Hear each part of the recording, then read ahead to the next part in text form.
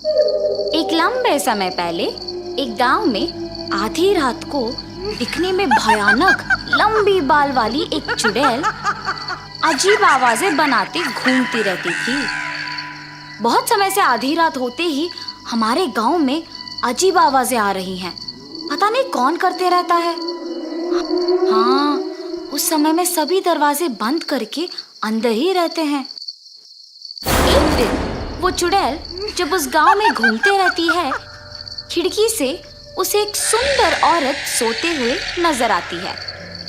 हर रोज ये सारे गांव वाले मेरा अपमान करते थे कि मैं बदसूरत हूँ, इसीलिए मैं मर के चुड़ैल बन गई और इसीलिए मैं अब इस खूबसूरत औरत में घुस के इस गांव में कोई भी औरत को खूबसूरत नहीं रहने दूंगी।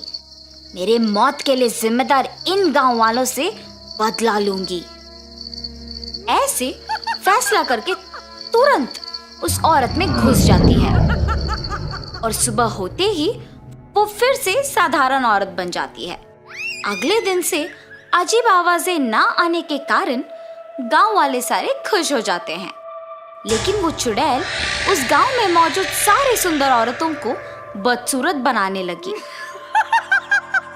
और सुबह होते ही मामूली बन जाती है। एक दिन आधी रात को वो चुड़ैल एक खूबसूरत औरत को सोते हुए देखती है।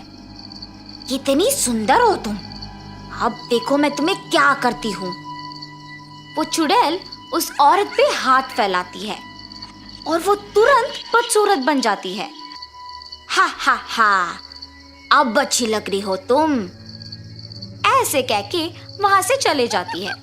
सुबह उठते ही प्रीति को कुछ याद नहीं रहता है। क्या हुआ मुझे? ऐसा लग रहा है कि कुछ तो हो रहा है। रात भर मैं क्या इनके बगल में ही थी? मुझे उनसे पूछना होगा। सुनिए, इधर आइए। क्या हुआ? नींद से जागते ही इतने जोर जोर से चिल्ला रही हो? मुझे ऐसा लग रहा है कि रात में कुछ हुआ है। मैं रात भर आप ही के बगल में थी ना जी? हाँ, मेरे बगल में ही सोई थी। क्यों? ठीक है, कुछ नहीं जी। सतीश गांव में जाते ही सारे लोग को एक जगह इकट्ठा देखता है। ये क्या, इतने लोग एक ही जगह? क्या हुआ होगा? ऐसे सोचकर उस भीड़ के पास जाता है। क्या हुआ? सब ऐसे क्यों इकट्ठा हुए हैं? तुमने मेरी पत्नी को पहले देखा है ना?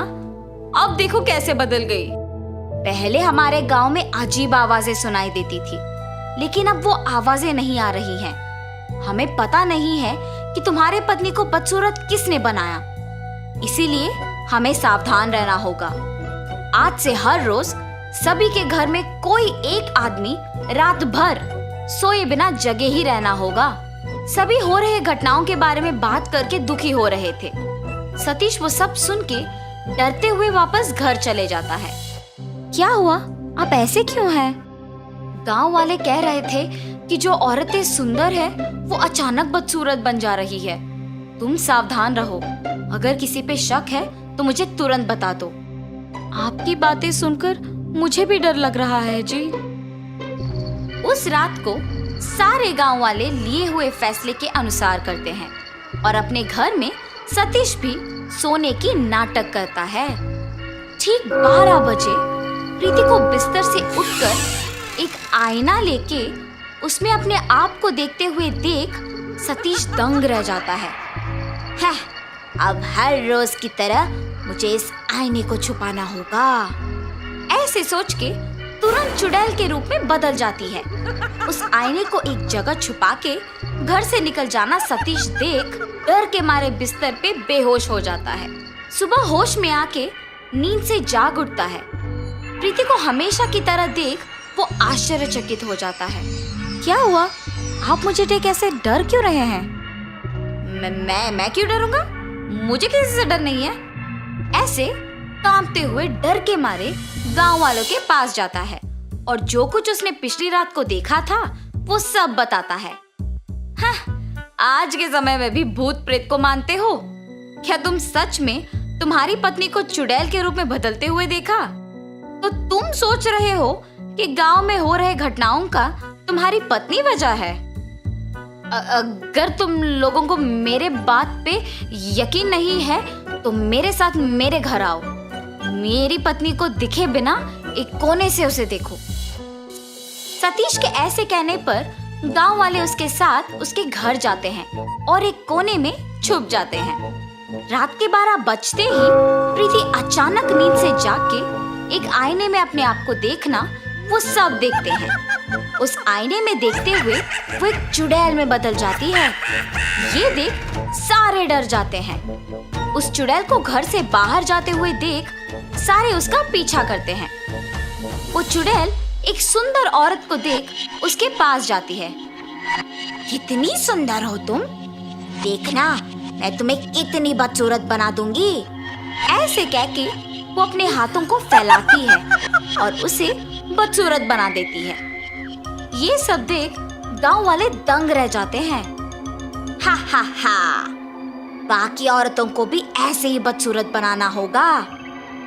अब तो मेरे बातों का यकीन करोगे ना तुम लोग। तुम सही कह रहे थे, अगर हमने इस चुड़ैल को ऐसे ही छोड़ दिया तो वो सबको बदसूरत बनाएगी। इसका हल जल्दी सोचना होगा। एक मिनट, ये अपने आप को आईने में देख चुड़ैल बनी है। इसका मतलब ये है कि इसका और उस आईने का कुछ संबंध है। हाँ, मैंने भी उस दिन यही देखा। उस चुड़ैल से पहले ही घर पहुंच के हमें उस आईने को ढूंढना होगा। हाँ हाँ, चलो चलो। ऐसे सारे गांव वाले सतीश के घर जाके उस आईने को ढूंढते हैं। जब तक वो चुड़ैल घर लौट आती है, गांव वालों के हाथ में उस आईने को देख डर जाती है और उस चुड़ैल के अंदर आते ही गांव वाले भी डर जाते हैं। मैं तुम लोगों को कुछ नहीं करूंगी, डरो मत, बस वो आईना मुझे दे दो, ऐसे कांपते हुए कहती है। चुड़ैल जब बात कर रही होती है, डर के मारे हाथ कांपते हैं और आईना उनके हाथों से फिसल के नीचे गिर के टूट जाता है। आईना टूटते ही वो चुड़ैल जोर जोर से चिल्ला के उस शरीर को छोड़ के चले जाती है। कुछ देर बाद प्रीति होश में आ जाती है और हमेशा की तरह रहती है। ये तो अच्छा हुआ कि आईना हमारे हाथों से फिसल के टूट गया। कुछ किए बिना ही ये समझ आ गया कि इस आईने में ही इस चुड़ैल का प्राण था। उस चुड़ैल के जाने पे सारे बदसूरत औरतें वापस खूबसूरत बन गई और गांव वाले भी खुश हुए। तब से गांव वाले उस चुड़ैल के बिना खुशी से जीते हैं।